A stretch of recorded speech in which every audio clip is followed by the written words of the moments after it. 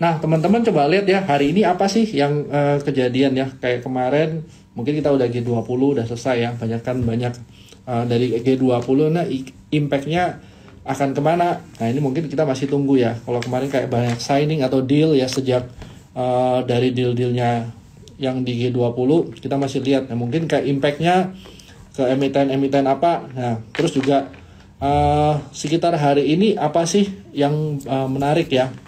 Nanti mungkin kita akan sambil share chat juga. Oke, nah mungkin nomor satu dari kenaikan suku bunga yang 50 basis points ini ya. Kita sebenarnya masih ngelihat ini sebenarnya inline ya. Marketnya mungkin udah naik dulu sebelum suku bunganya dinaikin ya. Tapi overall kalau kita lihat ya, tujuannya dari kenaikan suku bunga ini sebenarnya untuk nyamain dari spreadnya antara BI rate sama Fed rate ini nggak begitu jauh ya. Kalau kita sekarang udah 5,25 ya, sedangkan the Fed rate berapa di 75 sampai 4%, otomatis ya spreadnya jangan sampai terlalu jauh. Itu mungkin goalsnya ya. Terus kayak kalau kita lihat dari US market ya, data inflasi dari produsen dan konsumen turun, ya sebenarnya marketnya cukup menguat. Nah ini mungkin impactnya gimana ke pasar Indonesia sendiri ya. Nah teman-teman kalau lihat kan IHSG ini selama dari November ya, mungkin mungkin nanti kita share chat ya. Mungkin kalau kita lihat dari Oktober sampai sekarang bergeraknya masih di sana-sana aja, belum kemana-mana ya. Nah sebenarnya kembali lagi, tesisnya ini yang kemarin kalau teman-teman pernah ikut live sama kita ya, mungkin sama Tere atau sama Jogi Billy ya. Yang namanya ranging atau sideway ini jauh lebih menarik atau lebih bagus ya daripada turun ya. Nah kalau ini kan kejadian nih sekarang ya teman-teman ya. Market IHSG ini bergerak di ranging situ aja ya. Which is sebenarnya kalau kita lihat untuk trader, trading itu paling enak tuh baik lagi ya. Enak itu kita lihat atas sama bawahnya jelas ya. Mau bentuknya ranging dalam channel atau apapun ya. Makanya teman-teman ada yang suka pakai garis trend line lah atau semuanya dalam kotak yang ini ya, itu lebih gampang untuk kita lihat kita mau beli di mana, jual di mana. Nah ini sebenarnya favorable ya buat aku lihat ya. Nah terus juga kemarin malam itu ada data penjualan retail ya, juga di atas konsensus. Terus kita lihat sebenarnya nggak gitu bagus ya, karena yang diharapkan sama mereka itu kan ekonomi akan melambat ya. Terus ekspektasi terminal rate sebenarnya kan 5% ya. Ini nanti mungkin setelah 5% mereka akan berhenti menaikkan suku bunga. Nah kita masih lihat ya. Tapi kurang lebih untuk sekarang sampai 1 bulan ke depan kan masih ada ekspektasi kenaikan 50 basis points ya, untuk skala makronya seperti itu. Nah kira-kira apa nih kalau teman-teman lihat yang menarik atau yang naik dalam 1 minggu belakangan ini, lebih ke sektor tech ya. Nah sektor tech ini sama seperti waktu di era-era tech naik ya, kita udah ngomong yang namanya komoditi ini nggak begitu menarik ya. Nah hal yang sama nih menurut aku akan balik lagi nih, yang kita lihat nggak menarik di tahun ini itu akan jadi menarik mungkin di tahun depan ya. Nah ini kita teman-teman kalau lihat ya dari IHSG ini kan sebenarnya yang membuat aku masih yakin dia punya pergerakan itu nggak turun, atau sebenarnya kita punya target ke 7.000 lebih ini ya adalah ini karena fast recovery yang kejadian di sini dan diikutin sama ranging itu sebenarnya sesuai ekspektasi ya. Kenapa kok sesuai ekspektasi? Karena waktu kita berharap IHSG naik itu kan kita nggak mau ada new low ya, which is new low-nya jauh banget, apalagi kalau dia harus buat new low di sini, higher low di sini, sebenarnya nggak favorable. Nah makanya support yang di sini akan jadi poin yang penting ya buat kita, jangan sampai dia lebih rendah ya. Nah apa aja sih yang kira-kira hari ini ada di Terima Ideas ya kalau teman-teman lihat ya. Salah satunya itu buka ya, kemarin kalau tim-timnya Glenn ya, buka ini kenapa sih kok menarik ya. Buka ini kalau kita lihat by technical ya, sebenarnya ada small gap di sini ya teman-teman ya. Jadi kalau ada gap di bawah, gap di atas, sebenarnya itu paling enak kalau trading ya, apalagi pas market lagi ranging ya. Karena gap yang dekat itu lebih gampang ketutup ya. Nah di sini teman-teman bisa lihat ya, 290, 298 itu kalau semuanya turun dia tutup lebih gampang nih. Kalau dibandingin sama misalnya gapnya masih jauh di atas ini. mungkin kalau gap jauh di atas ini kita nggak begitu yakin dia akan ketutup. Nah, dari tim researchnya kita masih ngelihat buy technical ini sebenarnya ya dia fast recovery, terus dia juga structure marketnya masih buat higher low, otomatis higher low berikutnya nih teman-teman yang kita cari untuk dapat risk yang lebih kecil ya, sebenarnya area-area 290 sampai 298 ya, itu sebenarnya ya area higher low dari buka ya. Terus juga teman-teman lihat mungkin dari timnya Glenn, Tere itu sempat ngomong soal MTech ya. Oke, MTech ini kan sebenarnya dia udah murah ya. Terus juga dia punya Bukalapaknya, terus dia juga punya SMA-nya. Jadi mungkin akan ada kontribusi revenue ke sini juga ya. Nah, terus kalau teman-teman lihat secara technical juga cukup support ya.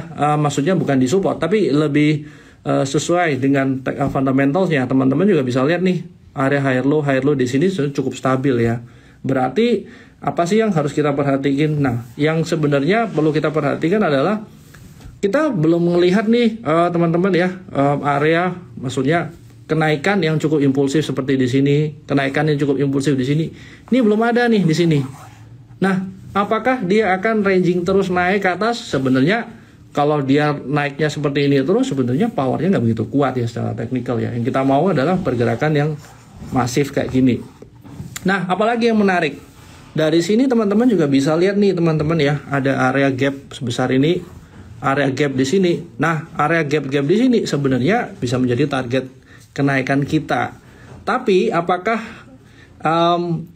ada buyer yang cukup kuat?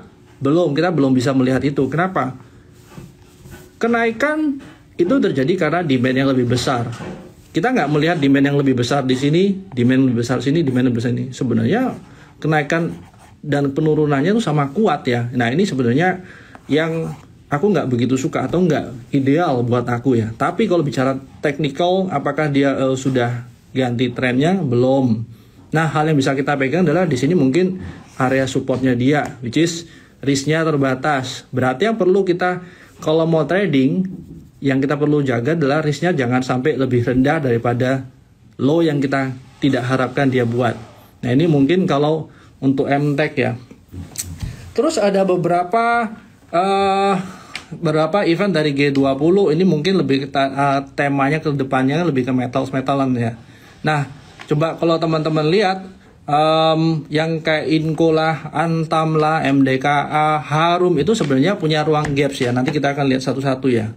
Nah, Inco ini salah satu inilah proxy nikel ya. Sebenarnya kalau kita lihat Inco-nya nikel sama nikelnya di Inco sama nikelnya di Antam, sebenarnya lebih banyak nikelnya di Inco ya. Kalau kita lihat dari technical itu juga mereka kasih banyak ruang gap ya. Makanya mungkin salah satu pertimbangan kenapa kok Inco ini ada di dalam ideas atau terima ideasnya di tempatnya kita, itu juga karena ada ruang gap di sini yang belum tutup. Terus juga secara technical ini trennya masih juga cukup sehat ya. Malah kalau teman-teman lihat malah dia keluarin satu lagi gap ya. Kembali lagi nih, gap itu kalau dekat lebih gampang ketutup ya. Nah, otomatis kalau kita bicara tren masih cukup kuat, terus fundamentalnya juga cukup mendukung ya. Sebenarnya kita masih ngelihat pullback yang ada sebenarnya masih selama cukup sehat, itu menjadi entry point yang cukup menarik ya gitu. Nah, ini dari Inco ya. Nah, berikutnya mungkin selagi kita bahas ini ya, selagi kita bahas yang nikel-nikelan ya, kayak Antam itu juga ya teman-teman bisa lihat ya, ada ruang gap ya, tapi gap terlalu kecil ini nggak gitu matters ya. I think support yang di sini mungkin kita bisa taruh agak jauh ya, supaya jangan sampai kita punya area support yang kita pasang ini terlalu kecil, terus jemput kita punya stop loss barusan dia naik. Tapi kembali lagi nih, kita kalau bicara korelasi itu kita berharap satu industri jalan. Nah, indeksnya naik atau enggak? Kalau indeksnya arahnya naik, otomatis kita harap reflect ke emiten-emitennya ya. Tinggal nanti kita cari leading yang mana, laggard yang mana.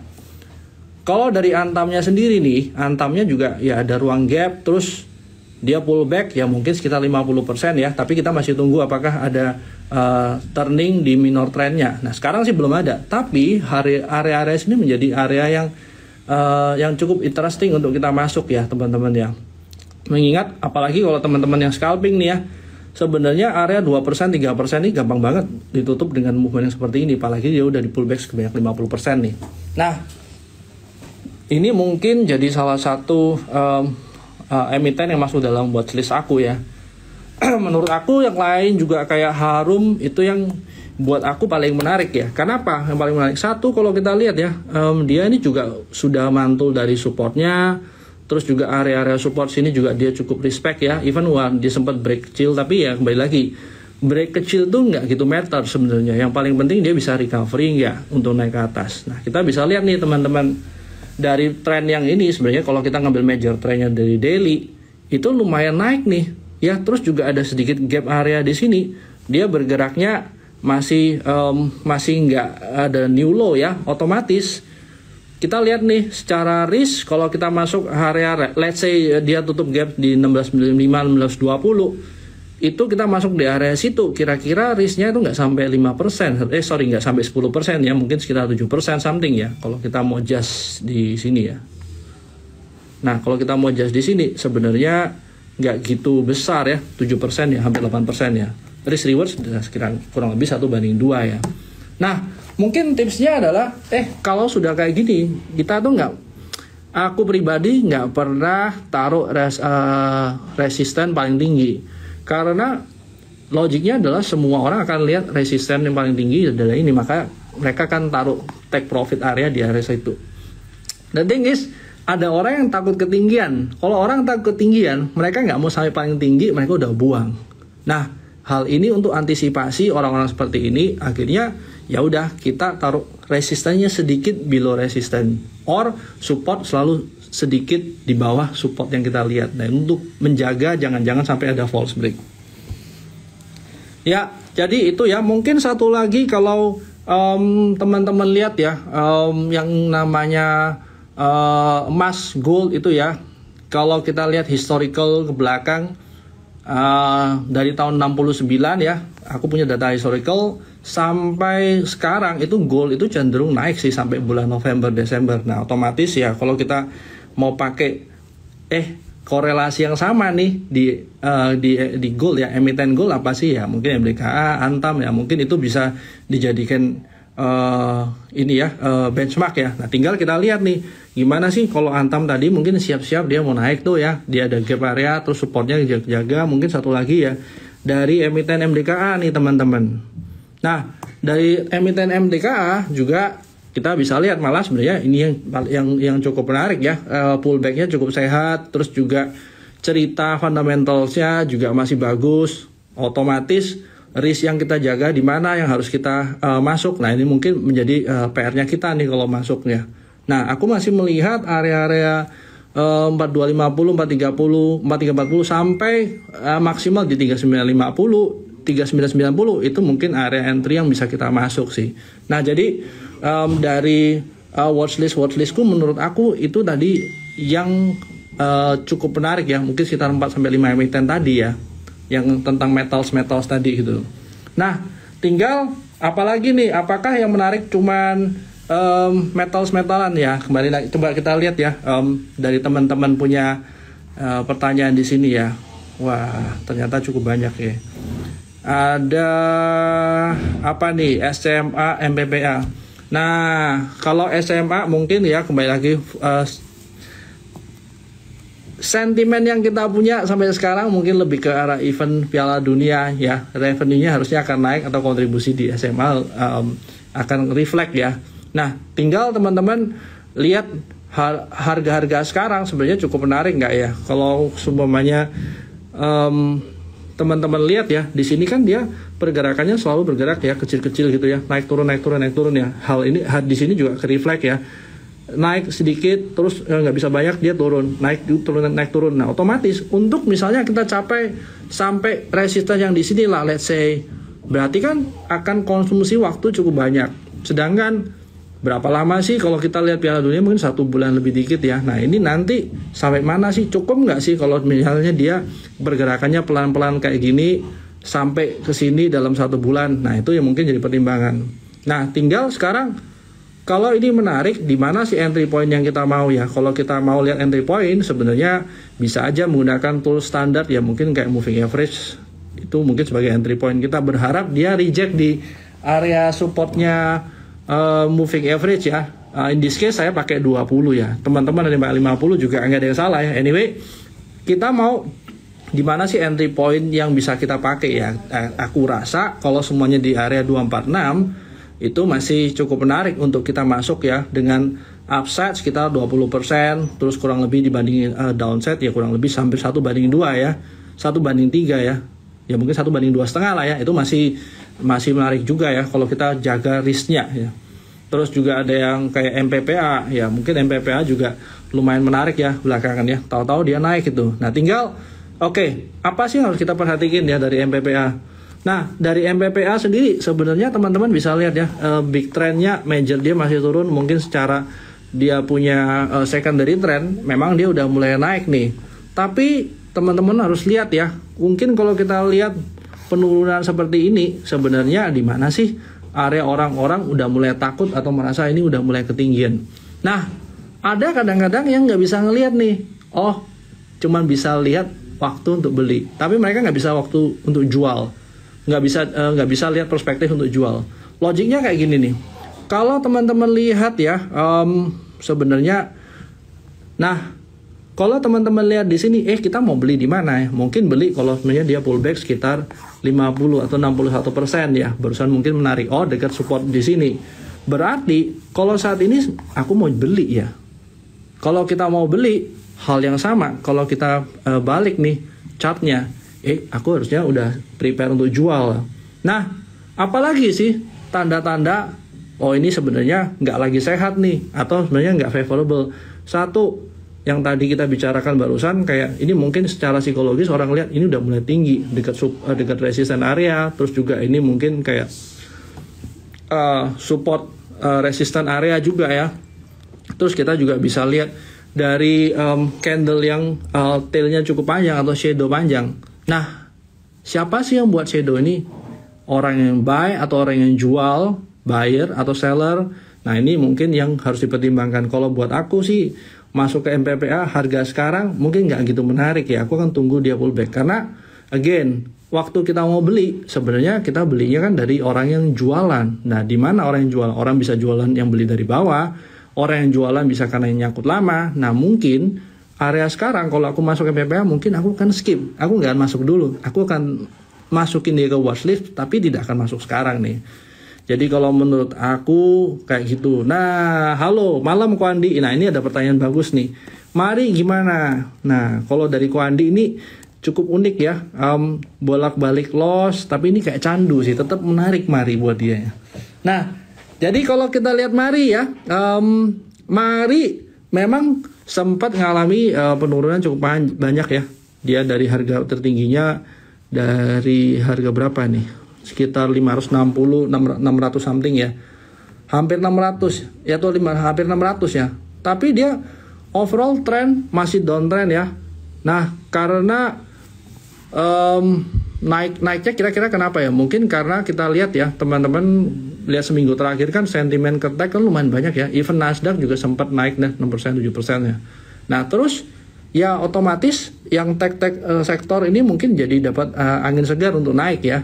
Nah, tinggal kita lihat kita mau jual sampai berapa? Mau menunggain kenaikan sampai berapa? Tinggal apakah ini area yang cukup buat kita nggak comfortable untuk tahan dia lebih panjang? Kita lihat nih, waktu orang ranging di sini ya, otomatis orang-orang udah beli. Nah, apakah dengan harga segini itu sudah cukup bagus buat mereka untuk take profit, or orang-orang yang udah nyangkut di sini, let's say udah minus sekitar 50%, 30-40% dari penurunan ini, otomatis mungkin mereka akan kurangi posisi karena mungkin mereka sedang berinvestasi di saham atau di emiten yang sedang downtrend. Nah, ini sebenarnya nggak begitu favorable ya kalau kita mau main panjang, karena kalau kita mau hit lebih banyak sebenarnya masuk ke saham-saham yang lagi uptrend, which is sekarang belum uptrend ya.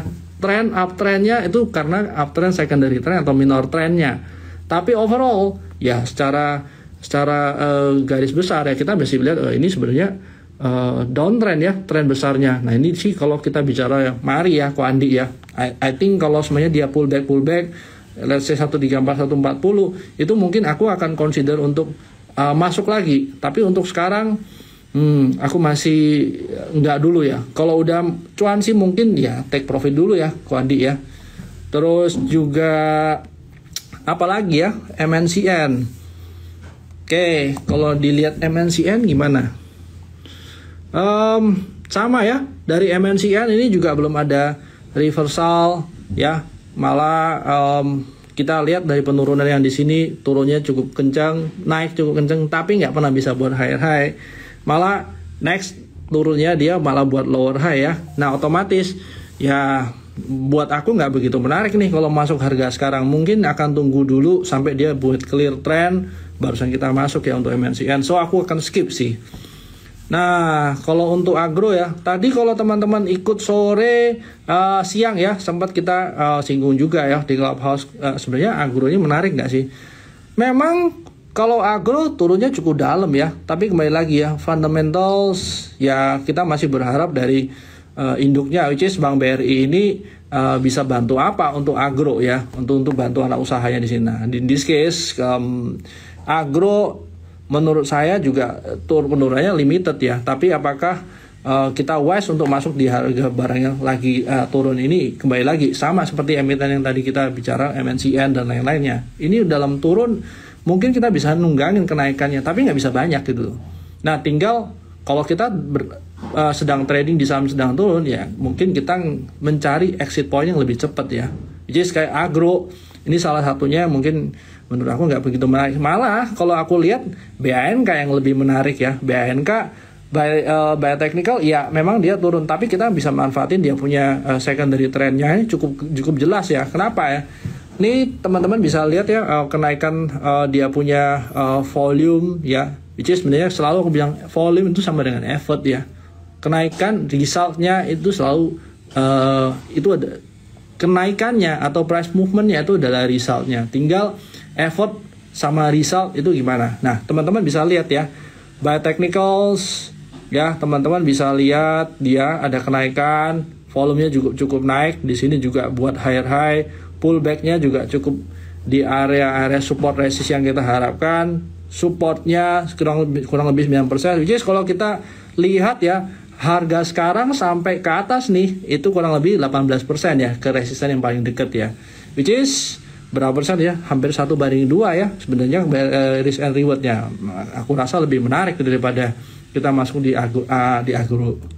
Mungkin kalau kayak BBHI ya, BBHI juga kembali lagi ya, memang dia cukup ini ya, cukup agresif kenaikannya ya. Cuman buat aku masih nunggu ya. Aku rasa aku masih tunggu kapan sih dia benar-benar movementnya clear untuk naik ke atas, which is nggak sekarang, masih belum kelihatan ya. Makanya teman-teman kalau lihat ya di sini biasanya aku selalu kayak event yang hijau kuning sebenarnya untuk menandakan ini masih bagus nggak atau sebenarnya udah boleh dilihat nggak. Nah ini sebenarnya screening seperti ini kita lakukan setiap hari ya, minimal kita setiap hari ngelihat 150 sampai 200 saham ya untuk screening satu-satu. Nah kembali lagi ini makanya paling enak itu mengelompokkan watchlistnya kita berdasarkan industri ya, which is di sini kan ada banking lah, terus ada CPO dan lain-lain. Jadi kalau semuanya by industri dia jalan sebenarnya lebih gampang dilihat, which is sekarang ya bank-bank kecil ini lumayan banyak yang jalan ya, kayak Amar dia juga jalan ya. Nanti kita coba lihat satu-satu.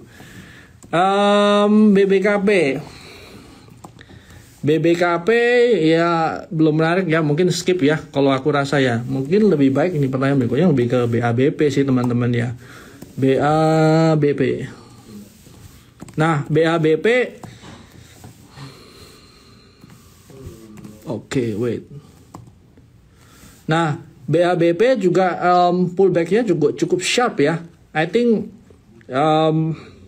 juga ya walaupun dia pullbacknya dengan volume yang lebih kecil ya, tapi overall kita nggak bisa lihat dari nah kita nggak bisa lihat cuman dari situ doang ya, kita tinggal lihat how marketnya reaction waktu dia setelah nggak kuat lagi turun ya. Nah terus kita bisa lihat ya volume yang kejadian di sini itu malah cukup ledakan volumenya lumayan gede ya. Nah tinggal apakah kita berharap dia pullbacknya cepat atau pullbacknya lambat nih. Nah kita kembali lagi, kuncinya adalah how volumenya reaction. Kalau volumenya reaksinya pelan-pelan atau kecil ya berarti kita bisa asumsi kenaikan volume di waktu naik sama penurunan volume waktu turun itu lebih kuat kenaikan volumenya. Nah itu mungkin yang kita lihat ya teman-teman ya. Nah menarik nggak BABP ya? Buat aku kalau berdasarkan technical ini cukup menarik ya, tapi mungkin apakah akan sampai ke sini ya, biasanya sebelum sampai ke atas atau resistennya biasanya aku sudah kurangin ya. Aku akan kurangin kurang lebih 70%, 50% sebelum dia sampai hit aku punya target. Nah, jadi kalau BABP ya boleh dilihat ya menurut aku ya. Mungkin bank-bank, wah ini cukup banyak ya bank-bank hari ini ya. BBB juga sama ya. Ini mungkin boleh dilihat ya karena kembali lagi ranging ini selalu lebih menarik. Kenapa? Karena dia nggak lagi turun ya. Nah tinggal apakah rangingnya udah kelar atau enggak. Kadang-kadang kita nggak tahu rangingnya udah kelar sih teman-teman ya. Tapi kalau kita udah tahu ranging, minimal kita udah tahu di mana sih floor-nya kita gitu. Nah seenggak-enggaknya kalau kita udah tahu floor-nya kita bisa jaga risikonya kita nih. Nah tinggal berapa sih ekspektasi kita punya return ya. Nah kalau ekspektasi kita punya return nggak begitu yakin nih sama bank-bank digital karena cuma momentum doang. Mungkin kita nggak perlu sampai target sampai paling atas ya. I think 1:1, 1:2 dari risknya kita sebenarnya cukup menarik ya. Nah ini kalau BBYB buy risk and reward cukup banyak ya. Kalau teman-teman 1:4 belum tentu juga sampai 1:4, tapi kadang-kadang ya area-area sini aku rasa aku akan take profit sih kurang lebih kalau untuk BBYB ya. Nah sebenarnya ini juga emiten yang aku rasa cukup menarik ya, duo kertas ya, both Techim and INKP ya. Nah kalau kita lihat dari Techim sama INKP ya teman-teman, kalau lihat resultnya ya earningnya cukup banyak, udah cukup bagus loh ya, apalagi yang Q3 kemarin ya. Bentar saya lihat dulu ya earningnya dari INKP ya. Kalau kita setahun kan ya dia punya earning itu tahun lalu sama yang sekarang ya itu hampir double loh. Yang tahun ini malah teman-teman bisa lihat earning dari INKP itu dari dari quarter 3 tahun 2021 sampai sekarang itu dia naik stabil. Ya, cukup susah sih untuk maintain kenaikan revenue yang cukup stabil ya, earning yang cukup stabil. Apalagi kalau dilihat ya harga dia punya bahan baku ini sebenarnya kan turun terus tuh ya. Sementara waktu dia stok bahan bakunya ini kan bukan berarti dapat harga yang paling murah ya. Sementara dia harus jualan juga ya. Nah, kalau dari yang saya kenal ya itu mereka sempat berapa waktu lalu itu sempat harus cuci dia punya gudang, pokoknya revenue-nya harus dia punya inventory harus keluar gitu ya. Nah, tapi in this case kita bisa lihat ya INKP masih buat earning hampir double ya dibandingin tahun lalu kalau kita setahunin ya. Dibandingkan sama Techim ya, Techimnya sendiri juga double malah Techimnya ya. Nah, ini mungkin yang by fundamentalsnya sebenarnya bagus. Terus kalau kita lihat by technicalnya memang di area-area pullback ya. Tapi seberapa dalam pullback again kita nggak pernah tahu ya. Cuman harga sekarang aku rasa cukup menarik ya. Kalau kita mau lihat nih, let's say harga sekarang aku masuk, apakah dia akan ada reversal di minor trendnya, apakah dia akan mulai lambat penurunannya. Nah ini mungkin kita bisa lihat sama-sama sih dari Techim, both Techim and INKP ya. Nah tapi kalau teman-teman ini good price nih, aku cuma masuk by risk and reward ya, oke juga sebenarnya, not bad juga ya harganya dia. Tinggal pegangan kita apa? Kalau pegangan kita fundamentals ya, kita harus lihat sih valuasi normalnya berapa ya. I think kalau by technical ya 11.000 itu sebenarnya mungkin masih bisa ya.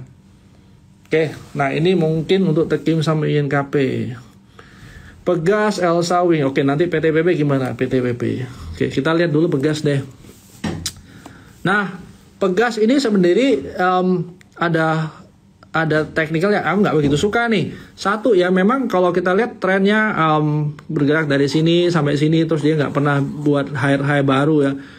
Nah, kita juga hati-hati, jangan tahu-tahu oke, berarti ada double top nih, gimana kok boleh jual nggak atau nggak kuat lagi ya mungkin kita nggak pernah tahu. Tapi kita harus lihat nih, kenapa kok nggak, sebenarnya yang harus kita lihat adalah motifnya. Kenapa kok dia nggak pernah bisa buat high lagi? Apakah orang udah merasa ini ketinggian? Tapi kalau orang merasa ketinggian, harusnya kalau memang dia masih kuat, dia nggak akan pullback terlalu dalam. Nah, kita bisa lihat nih teman-teman ya, pullbacknya cukup dalam loh, hampir kayak setengah dari kenaikannya ya, even kayak hampir sama dengan kenaikannya ya. Terus apa sih sebenarnya yang melihat yang bisa buat kita tanda ini sebenarnya nggak kuat naik nih?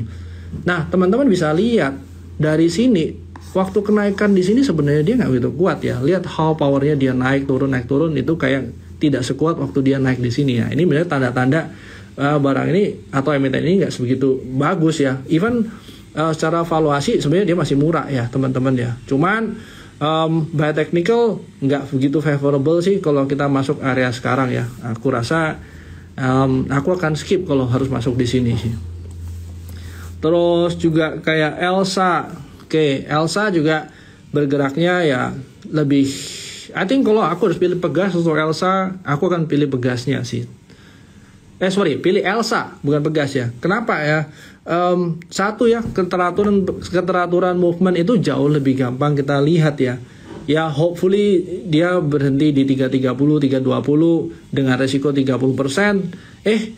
Bisa nggak dia naik? 10%, bisa nggak dia naik? Nah, by risk and reward sih sebenarnya nggak begitu wah ya, kurang lebih 1,5% ya.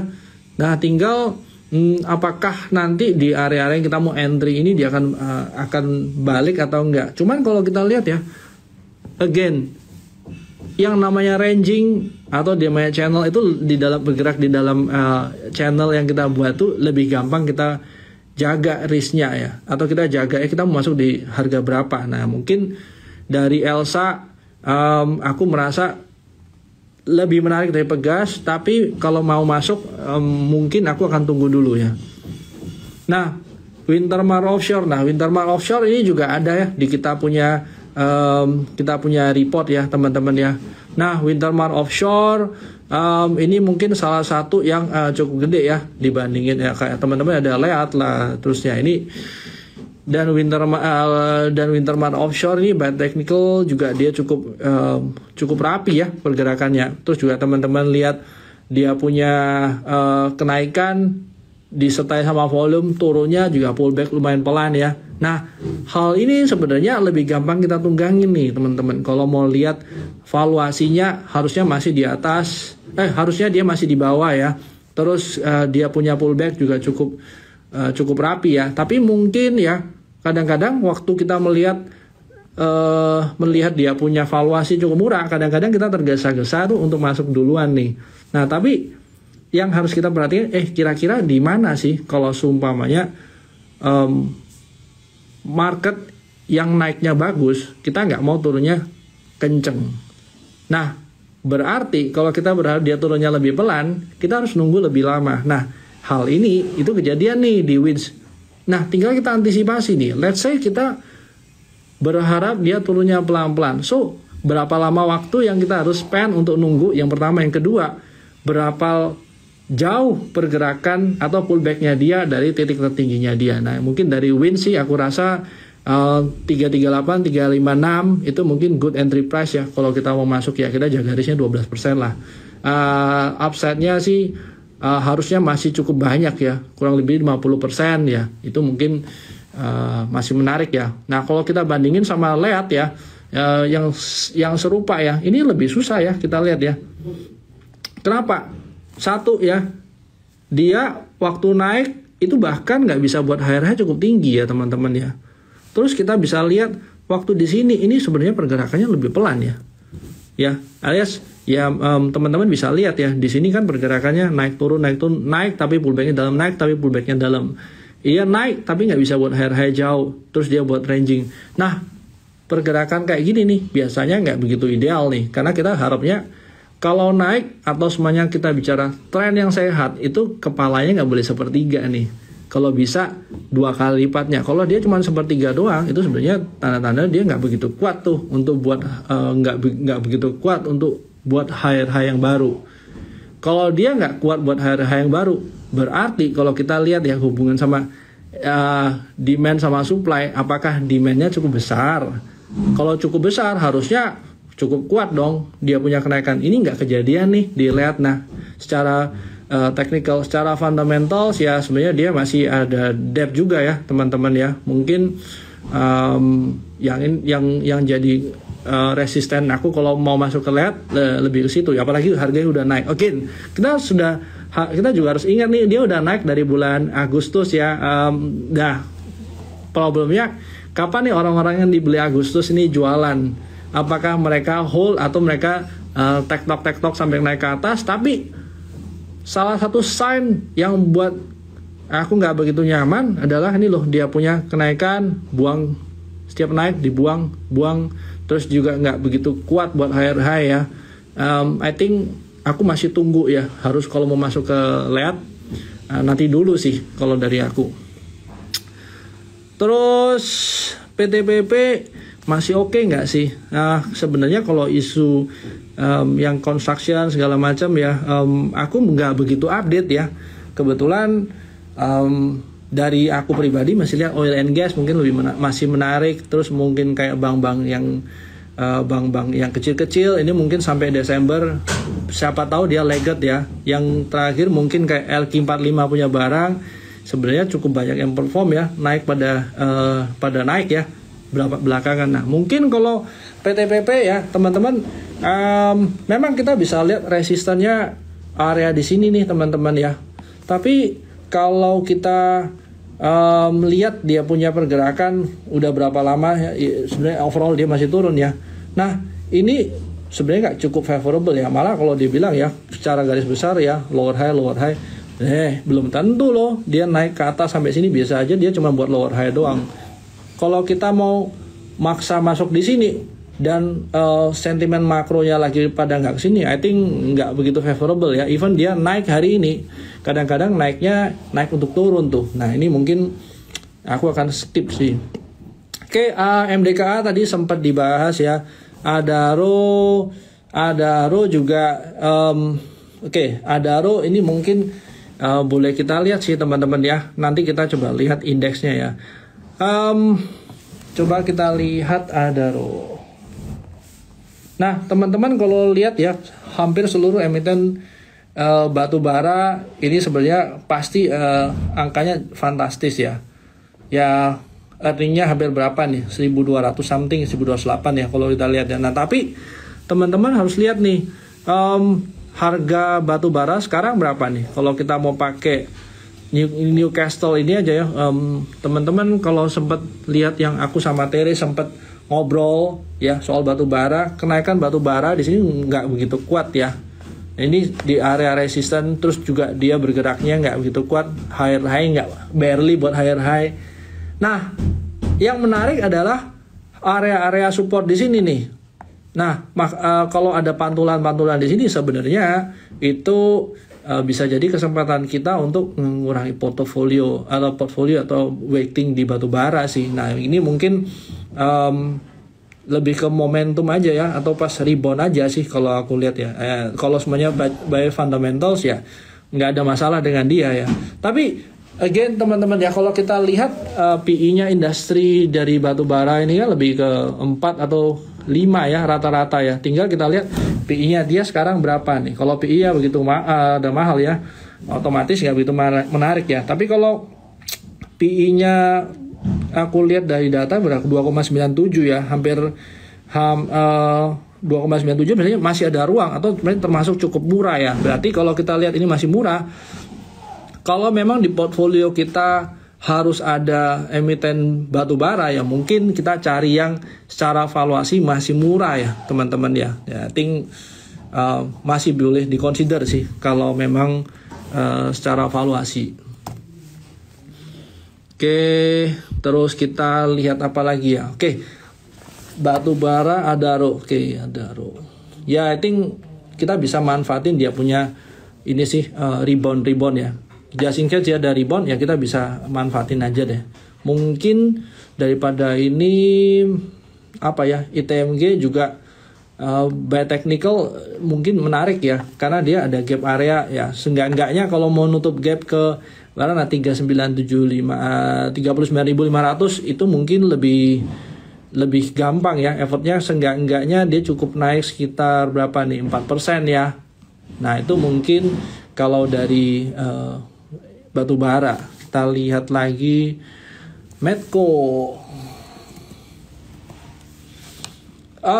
Nah sama nih Medco, sebenarnya perusahaan yang fundamentally aku juga cukup suka, tapi by technical aku nggak begitu nyaman ya dengan kenaikan. Kenapa nih? Satu, dari pergerakannya dia juga cukup banyak ya teman-teman ya naikannya. Terus juga kita bisa lihat ya, waktu naik di sini itu volumenya relatif turun ya. Sebenarnya kalau kita kaitin sama kayak volume itu kayak lebih ke usaha atau effort ya. Sedangkan resultnya dia naik, sebenarnya effortnya makin turun, resultnya naik, otomatis sebenarnya seberapa kuat sih kenaikannya, itu mungkin yang harus dilihat ya. Walaupun fundamental dia bagus ya, tapi apakah dia udah patah tren? Ya sebenarnya kalau patah tren belum patah tren juga ya, tapi potensi apa sih buat ya, mungkin ya head and shoulder kah. Anyway, kenapa sih kita bisa kenapa aku nggak begitu suka lihat teman-teman ya, waktu dia naik itu dia barely buat higher high ya, terus dia juga bisa aja jadi kepala ya. Berarti waktu dia jadi kepala ini sebenarnya dia nggak begitu kuat naik nih kalau kita ngomong idea dari head and shoulder ya gitu teman-teman. Nah kita mungkin lihat ini ada Goto, ESA, Pegas. Oke, kita coba lihat yang tech company ini. Goto. Nah Goto juga sama ya. Aku rasa kalau seumpamanya bicara soal tech company ini, sebenarnya yang jadi musuhnya dia kan adalah dia punya suku bunga yang naik terus ya. Kalau suku bunga naik terus, sementara mereka ini perusahaan yang rata-rata nggak ada earningsnya ya teman-teman. Perusahaan yang nggak ada earnings, kalau seumpamanya kena bunga yang cukup tinggi, berarti kan mereka suffer ya. Otomatis untuk mereka break even aja perlu waktu lebih lama ya. Sebenarnya kalau kita bicara perusahaan teknologi yang bagus ya, perusahaan yang sudah earning ya, minimal dia pegang cash banyak gitu loh. Nah kalau perusahaan-perusahaan yang teman-teman lihat yang model kayak apa ya, mungkin yang ideal menurut aku salah satu yang paling ideal cuman Apple ya so far ya, dia earningnya juga real ya.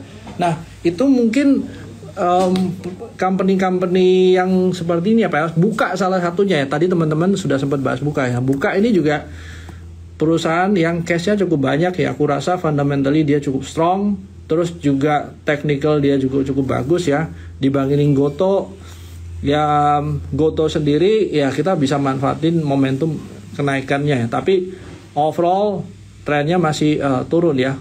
Jadi kalau semuanya mau masuk ke Goto, I think aku masuk lebih pendek-pendek aja sih. Nah mungkin ya Pak Berlocopter ya, ESA aku rasa lebih menarik sih ya, lebih menarik. Kenapa aku menarik ya, karena by risk and reward aku rasa upside-nya masih ada ya. Secara valuasi juga harusnya cukup murah ya, aku lupa valuasinya seberapa, tapi seenggak-enggaknya dari risk and reward-nya masih cukup menarik ya. Tapi apakah dia sampai 1230, aku nggak begitu yakin ya. Cuman kalau mau betting ke sini, aku masih lebih yakin ke sini daripada Gotonya sebenarnya. Pegas tadi sudah sempat dibahas ya, mungkin kita coba lihat Akra ya. Akra mungkin aku akan skip juga ya, karena pullbacknya juga cukup dalam ya. I think aku akan tunggu dulu ya, mungkin sampai dia berhenti atau slowing down, barusan aku masuk lagi sih kalau di Akra. Unilever, oke, aku bukan Mas Aji, Mas Ajinya kemarin. Anyway, kalau Unilever, ya Unilever mungkin kita bisa lihat ya teman-teman, memang di area support ya. Cuman yang menarik itu sebenarnya lebih ke dia punya gap area ada ya, lumayan banyak sih, ada 2 gap area. Cuman dari Unilever ini aku masih belum melihat secara fundamentally cukup menarik sih gitu loh. Mungkin dia akan ada memang sebenarnya yang sektor-sektor consumer ini memang ada windfall dari commodity ini ya, commodity cycles ya. Cuman untuk masuk ke Unilever aku rasa lebih menariknya cuman karena berdasarkan risk and reward ratio aja sih ya. Oke, mungkin ada beberapa pertanyaan tadi sudah sempat jawab. NDKA, MAPI. Nah, mungkin MAPI. Nah, I think MAPI tadi sempat kita bahas nih ya, MAPI ini juga udah cukup tinggi ya teman-teman ya. Memang sebenarnya menguntungkan mapanya ya. Nah, untuk consumer good ini sebenarnya yang lebih menarik itu kita perhatikan yang untuk segmennya tuh yang ke middle to high ya. Sebenarnya kalau kemarin ya secara buying power ya middle to high, yang middle to high itu lebih punya duit untuk spend lebih sih ya teman-teman ya. Jadi MAPA ini lebih banyak jualan sepatu ya. I think kalau MAPA itu harusnya profitnya lebih besar ya daripada MAPI-nya. Tapi anyway dua-duanya nggak begitu menarik ya. Kenapa nih? Kalau MAPA ya ini dia punya kenaikan ini nggak begitu kuat ya, karena nggak seimpulsif nggak begitu impulsif seperti yang di sini. Terus dia juga mulai pelan ya sebenarnya kalau kita lihat kenaikannya dia. Terus ada gap area. So kalau untuk masuk harga sekarang aku akan pilih skip sih. Sebentar.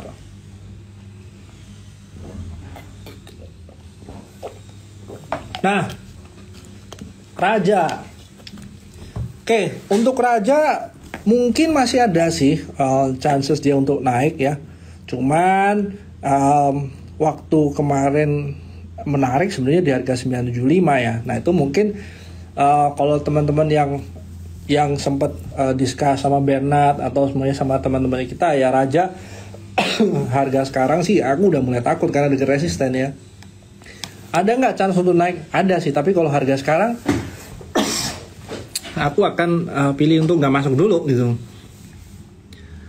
Terus kita bisa lihat apa ya?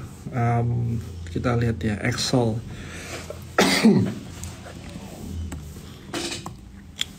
Nah, kita lihat Excel ya. Excel ya, buy risk and reward sih lumayan oke ya. Cuman sentimennya lagi pada nggak ke telkoan ya. So kalau mau bicara ini ya buy risk and reward aja sih. Tapi kalau untuk masuk ke sini aku mungkin nggak sih, aku lebih prefer barang yang lain sih. WIRG oke.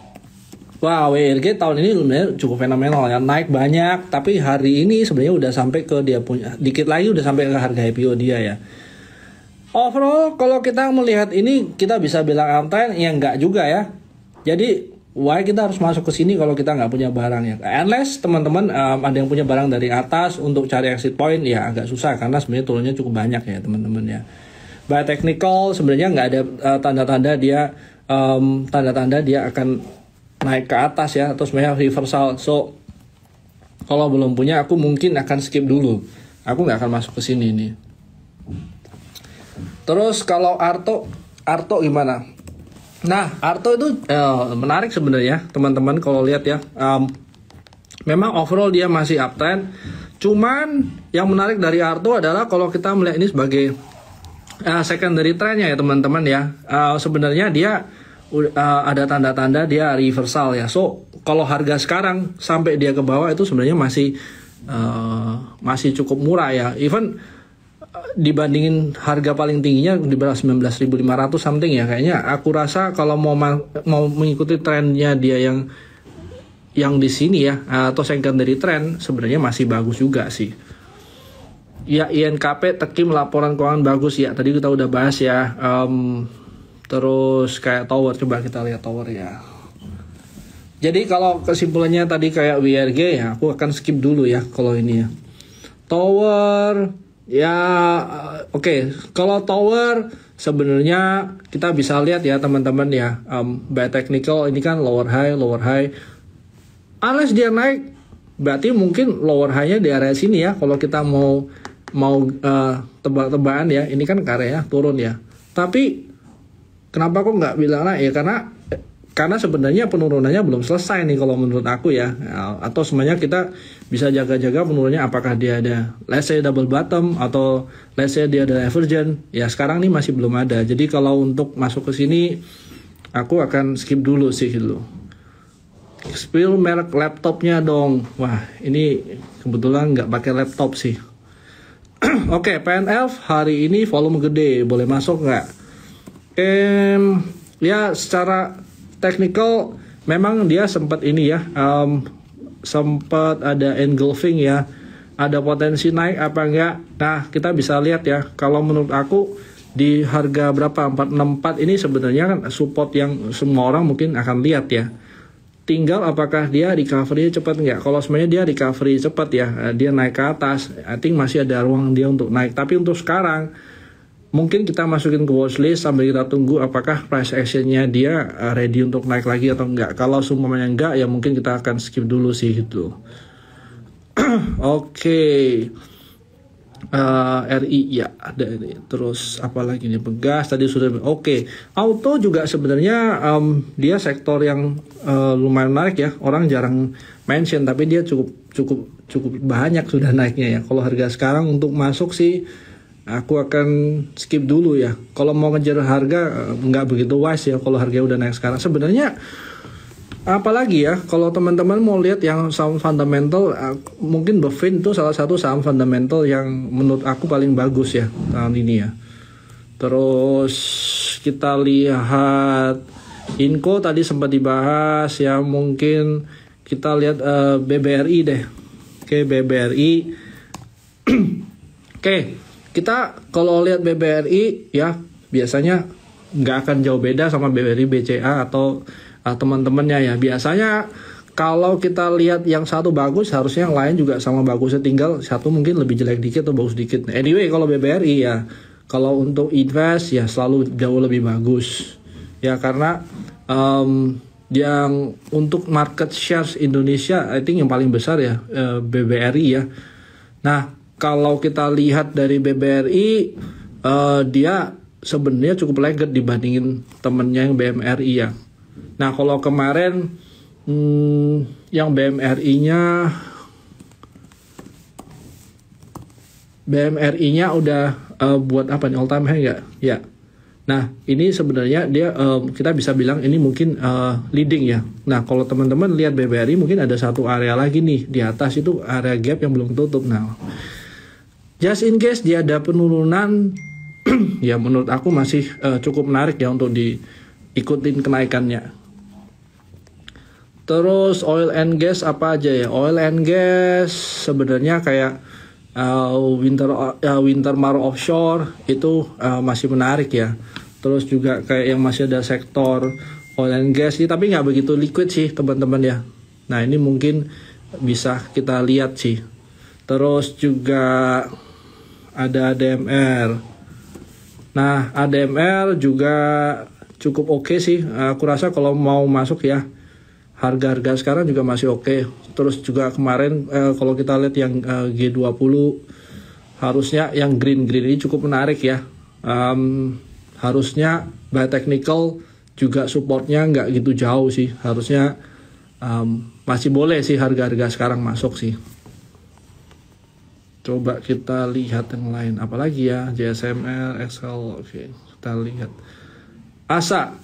Nah, ASA ini mungkin teman-teman kalau masuk ya sebenarnya by fundamental ini company bagus atau enggak, ya company-nya sebenarnya nggak ada masalah ya. Cuman kita yang di pasar saham kita cuman bisa cuannya dari satu dividen atau sebenarnya share price yang naik. Nah, in this case sebenarnya share price-nya belum naik ya, belum ada reversal. Jadi mungkin tunggu dulu ya. Mungkin dibandingin asanya ya, aku rasa ASLC jauh lebih menarik ya. Karena satu ya, dia IPO di harga 256, which is sekarang udah jauh di bawah IPO ya. Terus juga dia dibandingin support sebelumnya itu juga beda tipis ya, beda dikit ya, kurang lebih 13% ke bawah. Harusnya buy risk and reward kalau sampai dia ke harga IPO-nya aja kurang lebih 78% tuh ya dari harga-harga sekarang. Jadi untuk betting ya mungkin ASLC jauh lebih menarik sih gitu ya. Kita bisa lihat lagi ya, ada betul tadi ada yang bicara ASLC. Hai Jogi. Oke, satu lagi. Nah, teman-teman kalau lihat ya, ini juga masuk salah satu emiten yang menarik di aku ya. Teman-teman bisa lihat yang emiten-emiten yang keramik ini ya, kayak Mulia lah, Arna, itu sebenarnya dia punya revenue juga bagus ya. Nah, I think kalau technical CAKK ini mungkin yang cukup ideal ya dibandingin kayak Mulia. Oke. Mulia itu ranging ya pergerakannya teman-teman ya. Cuman dari Mulia sendiri risk and rewardnya kurang lebih berapa? 1:2 ya. Kalau dibanding CAKK tadi berapa? Ini wait. Ini 20%. CAKK kurang lebih 24%. Jadi CAKK jadi lebih menarik ya. Terus kayak Arna 7%. Mungkin yang paling pelan sih Arnanya. Jadi kalau mau masuk ya, kalau kita mau betting ya, harusnya betting yang risknya yang rewardnya paling gede ya. Mungkin aku lebih tertarik ke CAKK-nya dibanding dibanding dia punya dibandingin saham yang keramik Arna gitu.